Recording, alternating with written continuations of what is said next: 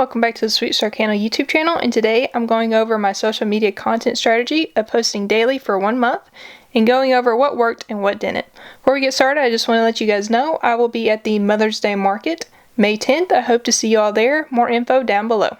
So to start, I posted a short video to TikTok, YouTube, Instagram, and Facebook daily. So to give some background, I am a small business owner that sells candles, wax melts, and soap, and my primary inspiration for my short videos is showing off my products or my tutorial videos. So now let me show you the baseline for each social media so we can see how much growth was gained from posting daily. I have a timestamp on screen if you want to skip to my final findings and opinions.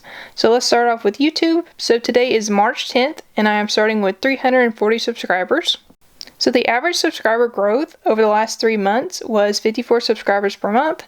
Heading to shorts views, I've had 10.6 thousand short views the last month, and over the last 90 days total, I've had 21.7 thousand shorts views. Keep in mind, this is posting on average about 3 short videos per week for that time period. Up next is TikTok. I have 148 TikTok followers and 987 likes. My average view count I would say is between 30 to 100 per video, with occasional ones that get around 200 to 300. Next up is Instagram. I would say my view average is 50 to 150 views, with occasional videos getting slightly more.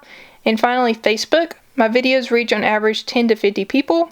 So now with all of that out of the way, I will be back in 1 month to let you know how it went. So I am back. Today is April 12th, and I just want to go over my findings of what social media platforms grew from posting daily and which ones I would prioritize if I was to do this again. So let's start off with YouTube. Keep in mind, during this time period, I did not post any long videos besides from one posted on March 14th, near the beginning of the experiment. So I now have 390 subscribers. I grew 50 subscribers the last month, one of which was from the long videos, so I'll just subtract that one. So 49 subscribers in the last month, which was below the 54 subscriber average I've had. And I had 17.6 thousand short video views, which is almost double the average before, which makes sense for doubling the amount of short videos I posted. Next up is TikTok. I now have 157 followers and 1,157 likes. My average view count definitely went up. On average, each video got between 250 to 350 views with a high of 400 views. Next up, Instagram and Facebook. These did not really blow me away.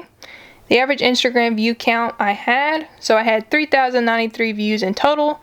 Divided that by 28 and leaves an average of 110, nearly the same as before.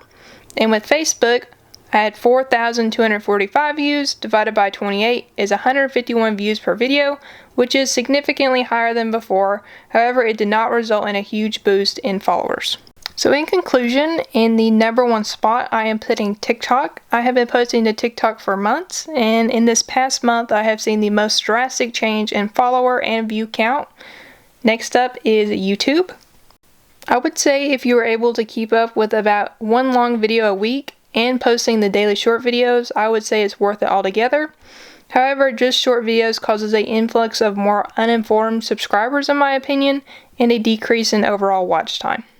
So if you are going for monetization on YouTube, I would stick with less short videos with higher quality, hand in hand with the long form videos.